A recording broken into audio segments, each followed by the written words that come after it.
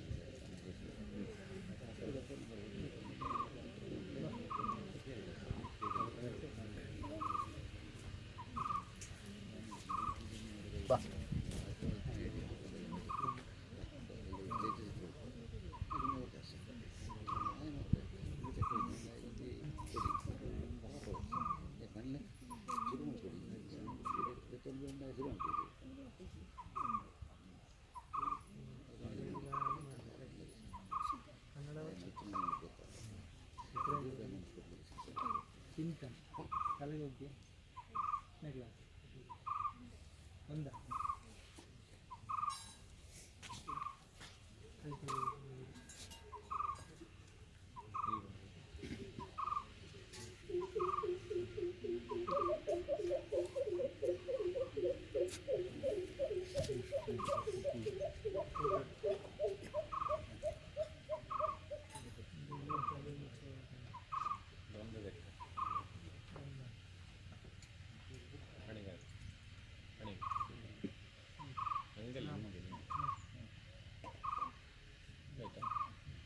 ಹೀಗೆ ಹೀಗೆ ಬಿಟ್ಟಿದ್ದಾರೆ.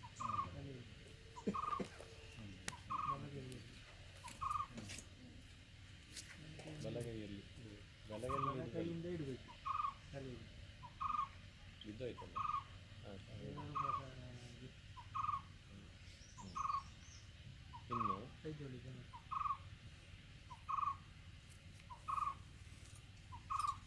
ಸ್ವಲ್ಪ ಸ್ವಲ್ಪ ಹೂ ಕೊಡ್ತಾರೆ.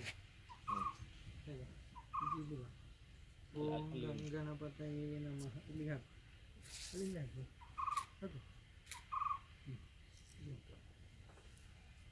ಓಂ ಗುರುಭ್ಯೋ ನಮಃ. ಅಲ್ಲಿಂದ ಇಲ್ಲಿಂದ ಬಿಸಾಡು ಬಿಸಾಡು ಹಾಂ. ಅಲ್ಲಿಂದಲೇ ಹಾಕು, ಅಲ್ಲಿಂದಲೇ ಹಾಕು. ಓಂ ಮೇಷಾಯ ನಮಃ. ಕಲ್ಲಿಂದ ಬಿಸಾಡು. ಓಂ ವೃಷಭಾಯ ನಮಃ. ಓಂ ಮಿಥುನಾಭ್ಯಾಂ ನಮಃ. ಓಂ ಕರ್ಕಟಕಾಯೈ ನಮಃ. ಓಂ ಸಿಂಹಾಯ ನಮಃ. ಓಂ ಕನ್ಯಕಾಯೈ ನಮಃ. ಓಂ ತುಲಾಧರಾಯ ನಮಃ. ಓಂ ವೃಶ್ಚಿಕಾಯೈ ನಮಃ. ಓಂ ಧನುರ್ಧರಾಯ ನಮಃ. ಓಂ ಮೃಗಮುಖಾಯ ನಮಃ. ಓಂ ಕುಂಭಧರಾಯ ನಮಃ. ಓಂ ಮೀನಾಭ್ಯಾಂ ನಮಃ. ಓಂ ರವಯೇ ನಮಃ. ಓಂ ಸೋಮಾಯ ನಮಃ. ಓಂ ಅಂಗಾರಕಾಯ ನಮಃ. ಓಂ ಬುಧಾಯ ನಮಃ. ಓಂ ಗುರವೇ ನಮಃ. ಓಂ ಶುಕ್ರಾಯ ನಮಃ. ಓಂ ಶನೈಶ್ಚರಾಯ ನಮಃ. ಓಂ ರಾಹವೇ ನಮಃ. ಓಂ ಕೇತವೇ ನಮಃ. ಓಂ ಗುಳಿಕಾಯ ನಮಃ. ಓಂ ಶ್ರೀ ದಕ್ಷಿಣಾಮೂರ್ತಯೇ ನಮಃ. ಓಂ ಗುರುಭ್ಯೋ ನಮಃ. ಬಟ್ಟೆ ಎಲ್ಲ ಇಟ್ಟಿದೆ. ಓಂ ಗುರವೇ ನಮಃ. ಹೀಗೆ ಹಾಕಿದ್ರೆ ಆಯ್ತು.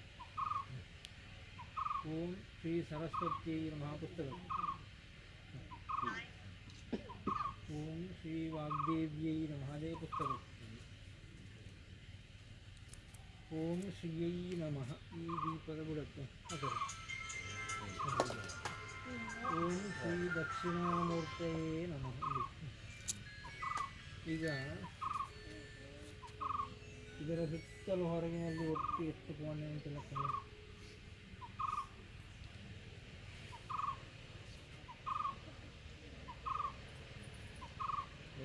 ಲೆಕ್ಕ ಮಾಡಿ, ಕೋಣೆ ಅಂತ ಲೆಕ್ಕ ಮಾಡಿ.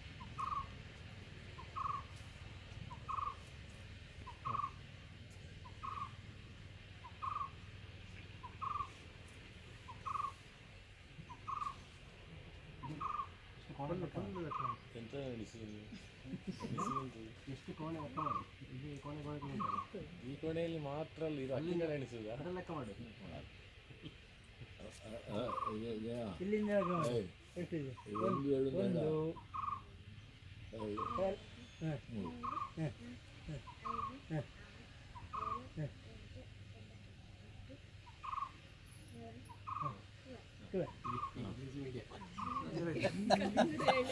ಅದೇ ಗೊತ್ತಿಲ್ಲ. ಈಗ 1 2 3 ಗೊತ್ತುಂಟು.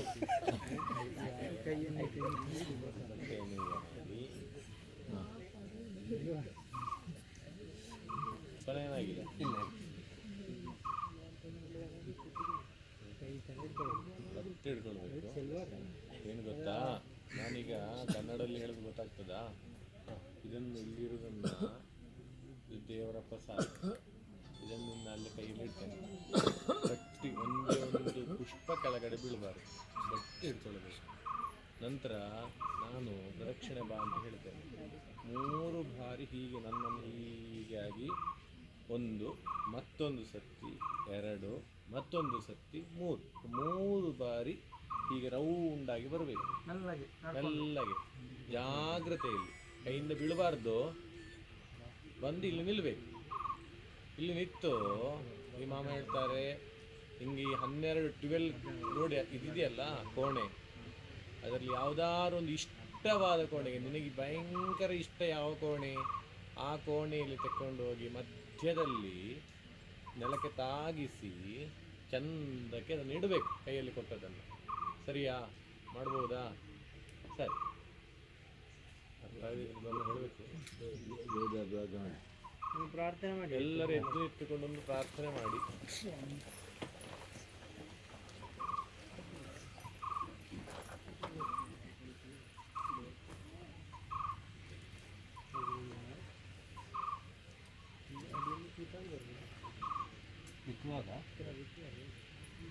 ಗೊತ್ತಾಗಬಾರ್ದು. ಜಾಗ್ರತೆ.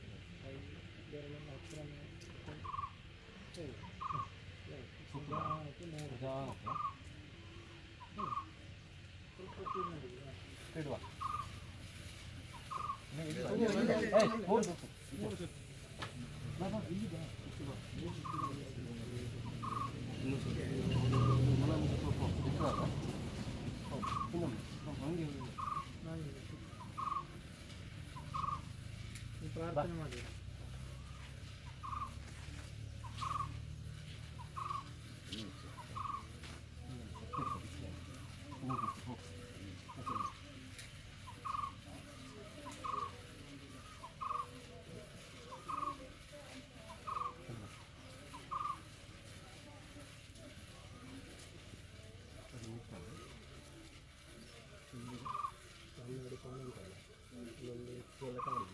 ಇದು ಯಾವುದೆಲ್ಲ ಬೇಕಾದ್ರೂ ಬೇಕು, ತೆಗೆದುಕೊಂಡು ಹೋಗಿ ಕೈಗೆ ಹೀಗೆ ಕೆಳಗೆ ಬೇಕು ಯಾವುದಾದ್ರು ಒಂದೇ ಕೋಣೆಗೆ ಆಯಿತಾ.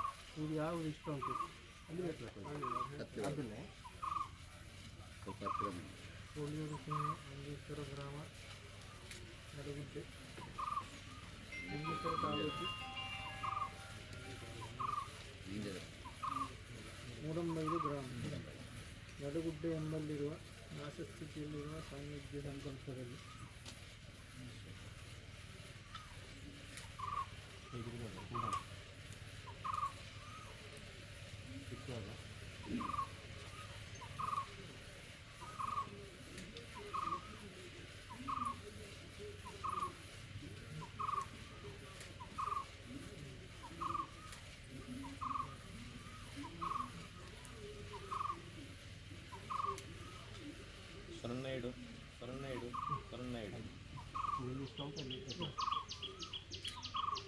ಎಲ್ಲ ಬೆಳಿಬೇಕು.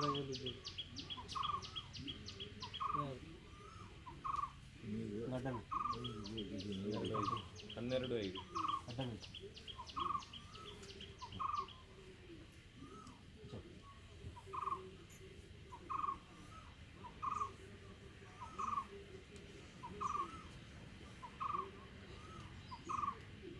ಹೋಗು. ದಕ್ಷಿಣ ಗಮನ.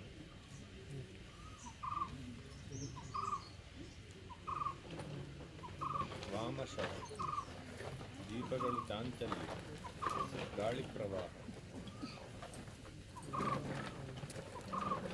ಚಾಂಚಲ್ಯ ಗಾಳಿ ಪ್ರವಾಹ.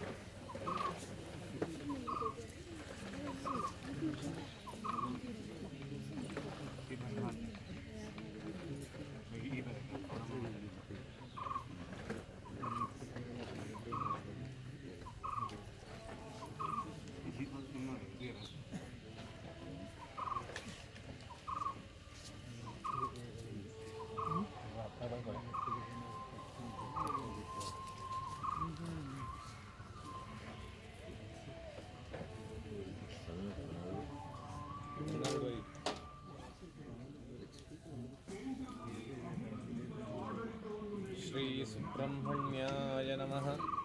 ಹರಿಶ್ರೀ ಗಣಪತಯೇ ನಮಃ. ಅವಿಘ್ನಮಸ್ತು. ಶ್ರೀ ಗುರುಭ್ಯೋ ನಮಃ. ಶ್ರೀ ಸರಸ್ವತೀ ನಮಃ. ಶ್ರೀ ಕೃಷ್ಣಾಯ ನಮಃ.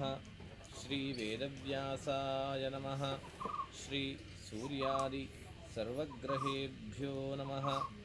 ಸ್ವಸ್ತಿ ಶ್ರೀ ಮಕರಶನಿ ಮಕರಗುರು ಕೊಲ್ಲವರ್ಷ 1196ನೇ ಶಾರ್ವರೀನಾಮ ಸಂವತ್ಸರದ ಉತ್ತರಾಯಣ ಶಿಶಿರ ಋತು ಫಾಲ್ಗುಣಯುಕ್ತ ಮೀನಮಾಸ 15 ಸಲುವ ದಿನಾಂಕ 29/3/2021 ಸೋಮವಾರ ದಿವಾಘಂಟೆ 12:05 ಸರಿಯಾಗಿ ಕೊಳ್ಯೂರು ಸೀಮೆ ಮಂಜೇಶ್ವರ ತಾಲೂಕು ಗೋಡಂಬೈಲು ಗ್ರಾಮದಲ್ಲಿರುವಂತಹ ನಡುಗುಡ್ಡೆ ಎಂಬ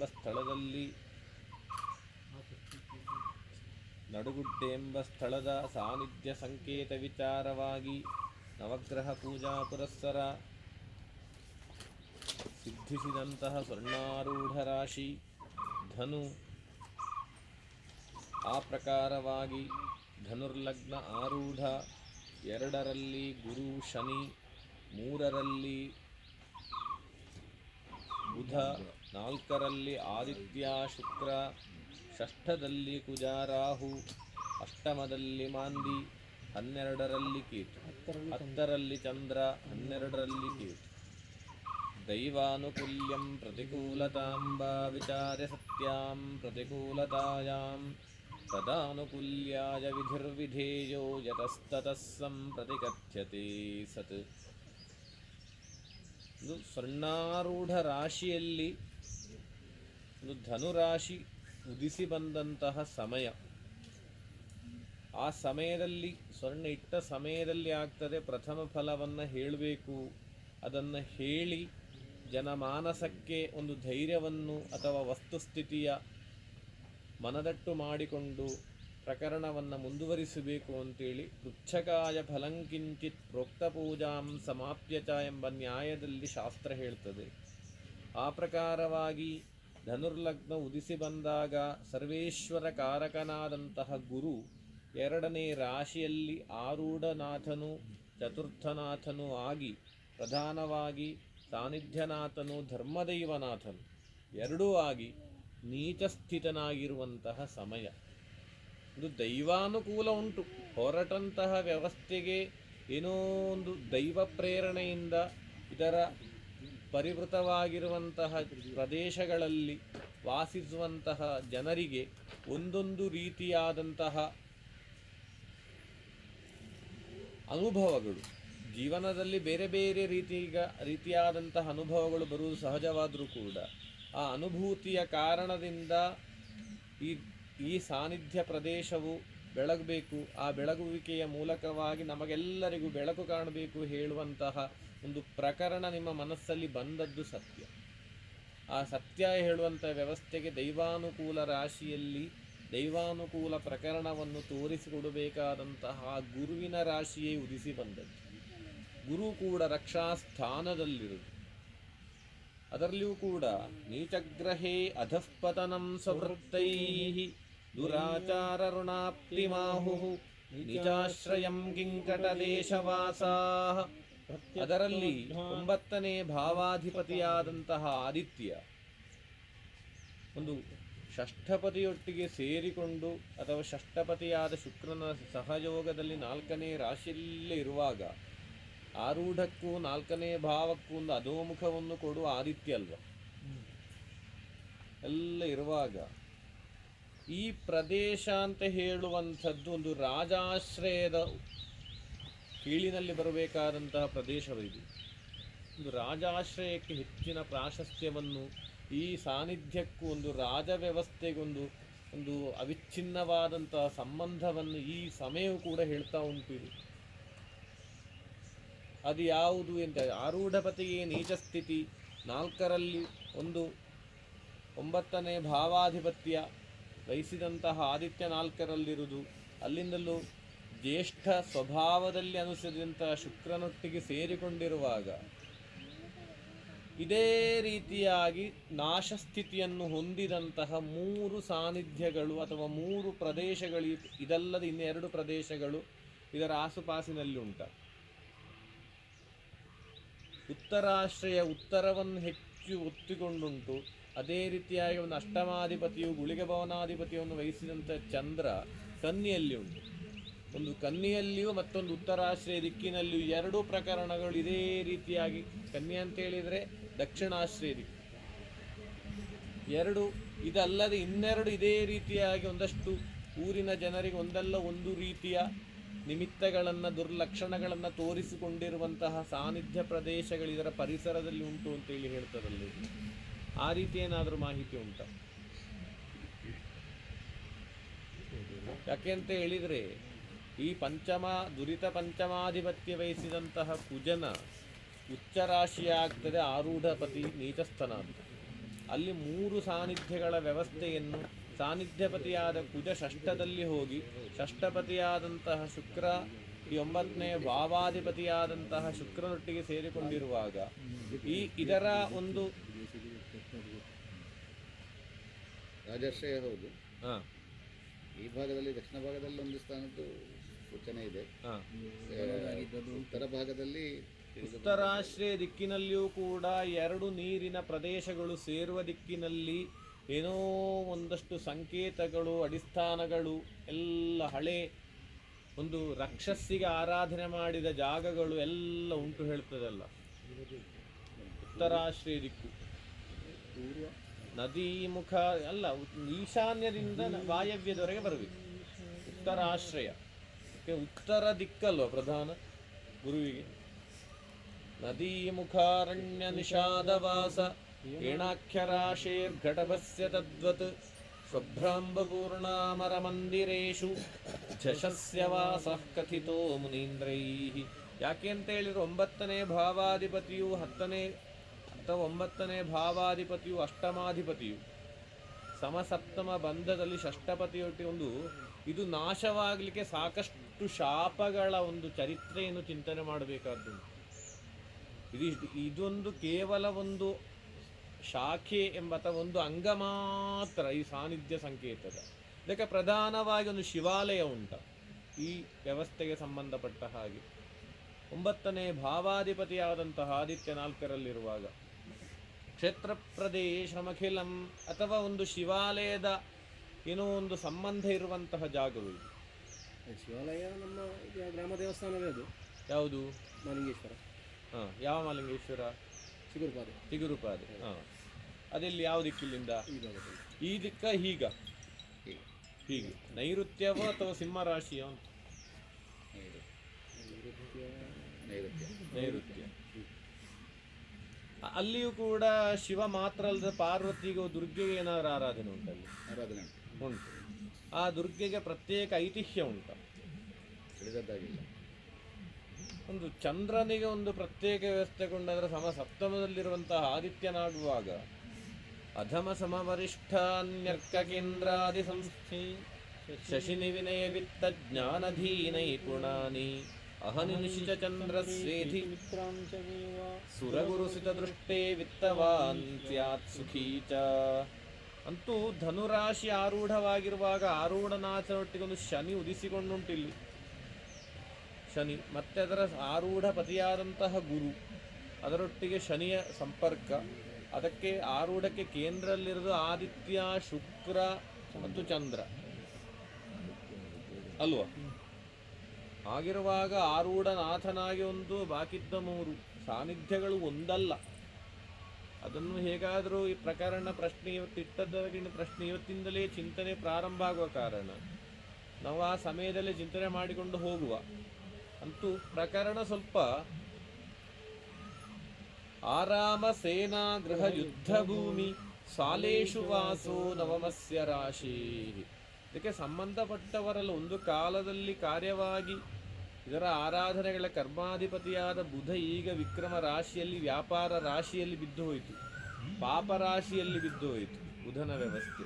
ವರ್ಣಿಂಗ್ಮಿತ್ರತಾಪಣ್ಯ ಕೃತ್ಪೃತ್ರಿಶೀಲೋ ವಶಿತ್ವಂ ಧಿಯೋ ದುರ್ವಶಾನಾಮುಪೈತಿ ವಿನೀತೋತಿ ಭೋಗಂ ಭಜೇತ್ ಸನ್ಯಸೇತ್ವಾ.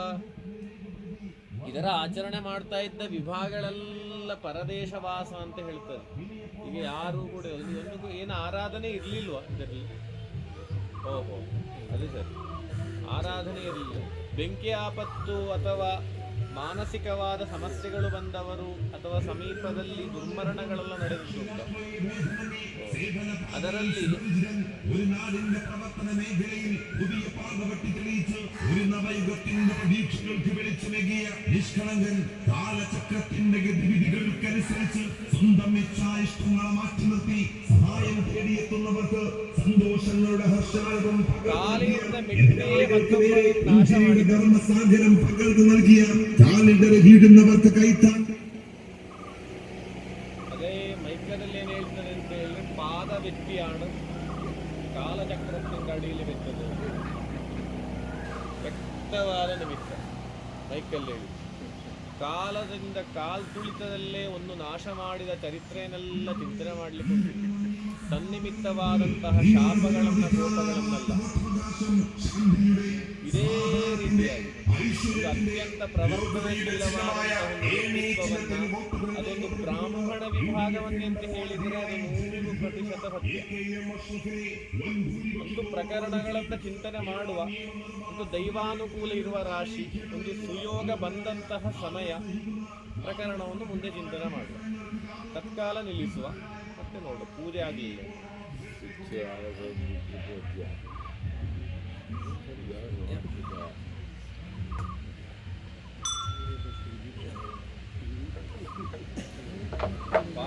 ಪಾದ ವ್ಯಕ್ತಿ ಕಾಲಚಕ್ರത്തിന്റെ ಅಡಿയിൽ ಬರ್ತದೆ ಹಾಗೆಲ್ಲ ಹೇಳಿದ್ರು. ಹಾಗೆ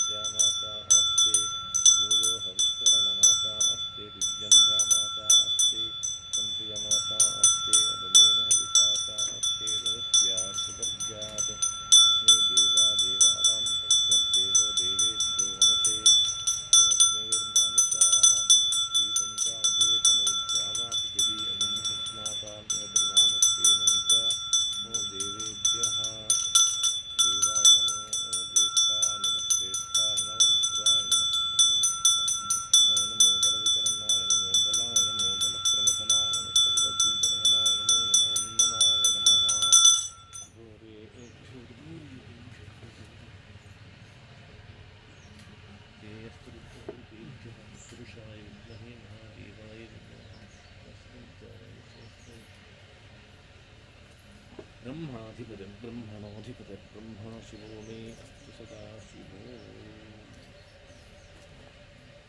ಕಿಂಡಿ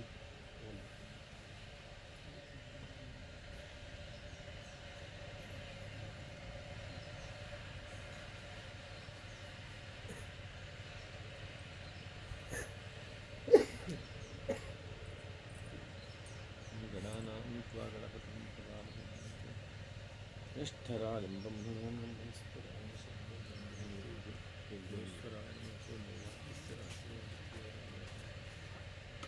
ದೇವಸುವಾಮೇತಾನ್ ಹರಿಂ ಶುಭರಂತೆ ತಸ್ಮೈ ಸರ್ವಾಂತರೇಚ್ಛಂತಿ ಏನಂ ತಮಸ್ವಂತೆ ರಾಜ್ಯಾಯ ಶಿವರಾಜ ಭವತಿ ಬಹುದ್ವೀಪ ಪುಷ್ಪಾಯ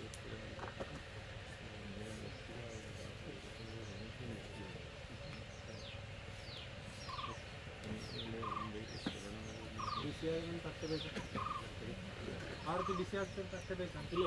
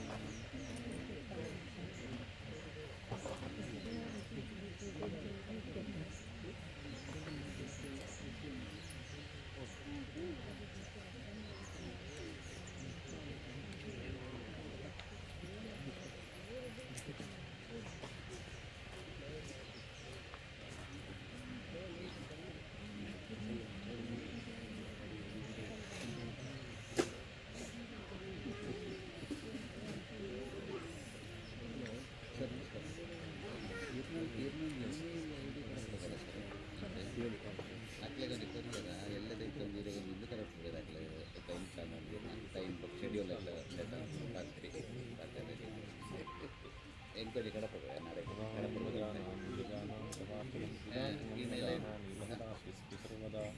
ಮಂತ್ರತೋ ಮಂತ್ರತೋ ವಾತಿ ಜ್ಞಾನತೋ ಜ್ಞಾನತೋ ದಿವಾ ಇನ್ನೂ ನಮಗೆ ಮಂಡರ ಶ್ರೀ ಶ್ರದ್ಧಾ ಮೇಧಾನ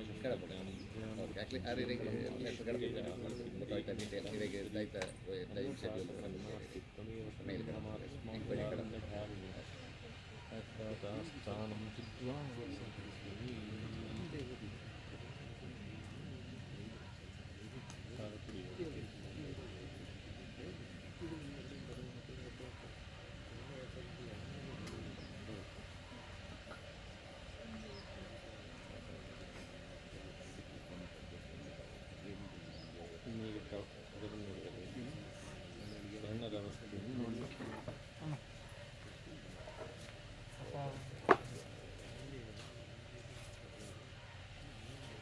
ಡಬ್ಬೆ ಉಂಟಲ್ಲಿ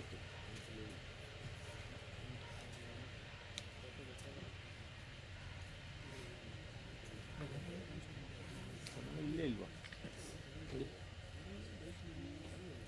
ಚಿಮ್ಮೆ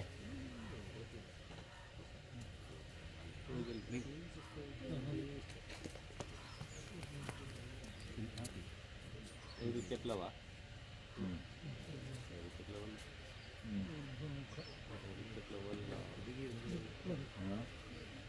ಮುಖ ಇಲ್ವಾ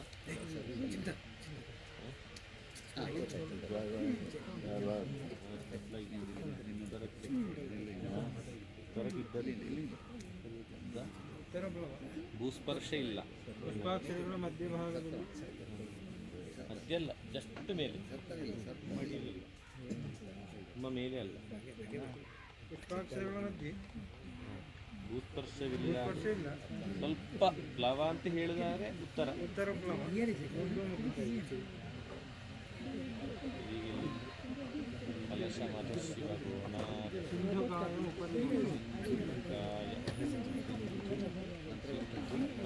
ಉಪರಿಗತ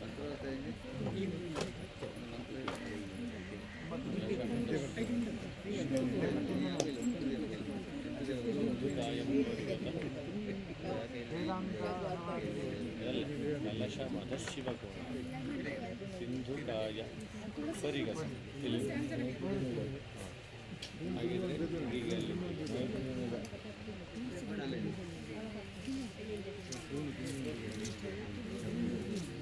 ಆರನೇ ಅಂಶಕ್ಕೆ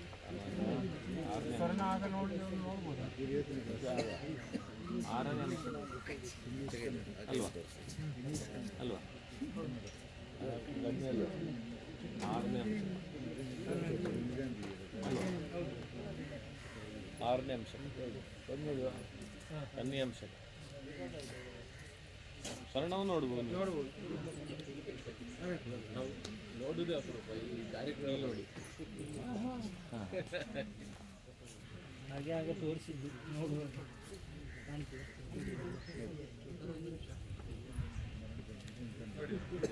ಉದ್ವಾಸನೆ ಮಾಡಿ ಅದು ಅದರ ಚೆರಿವು ಉತ್ತರಕ್ಕಿತ್ತು ಅದು ಸ್ವಲ್ಪ ನಾವು ತೆಗೆಯುವಾಗ ಮೇಲ್ಭಾಗ ನಿಂತಿದೆ ಸ್ವಲ್ಪ ಹೀಗೆ ಉತ್ತರ ಭಾಗಕ್ಕೆ ಚೆರಿ ಹತ್ತಿರ ಹೋಗ್ಬೋದು ತೊಂದರೆ ಇಲ್ಲ ಫೋಟೋಗ್ರಾಫರ್ ಇದಕ್ಕೆ ತೊಂದರೆ ಇಲ್ಲ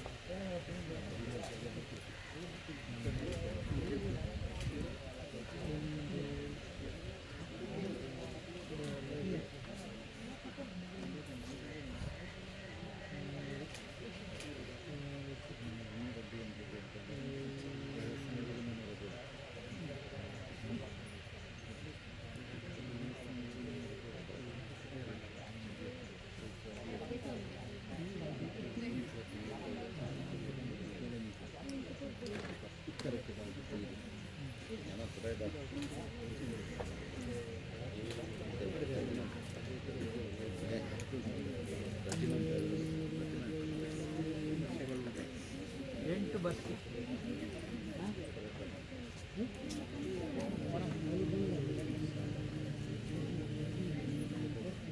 ಎಂಟು ವರ್ತಿ ಎಲ್ಲ ಹೊತ್ತಿತ್ತು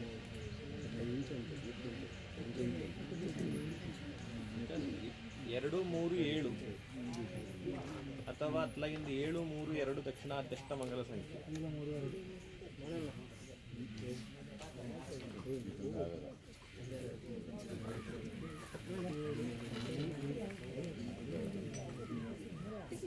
ತೆಗೆಯುವಲ್ಲ, ಸ್ವರ್ಣ ತೆಗಿತೇನೆ.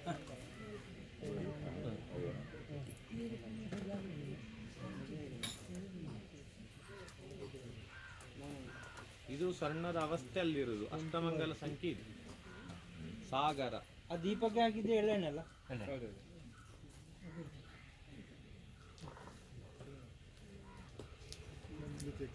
ಅದು 19 ಭಾರತದ ಪಾತ್ರೆ ಯಾರ್ದು? ಪಾತ್ರೆ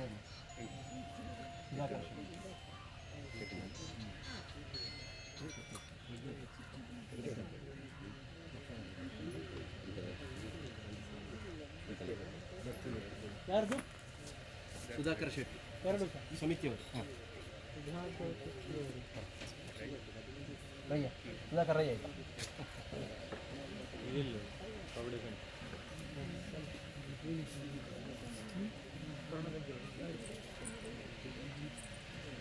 ದೀಪ ಯಾರ್ದು? ದೇವಸ್ಥಾನ.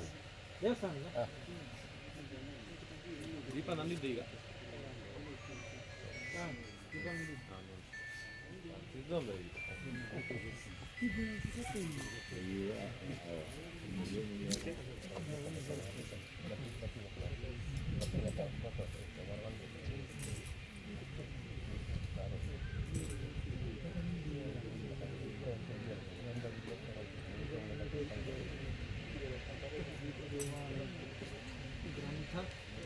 ಗ್ರಂಥ ಭಾಗವತ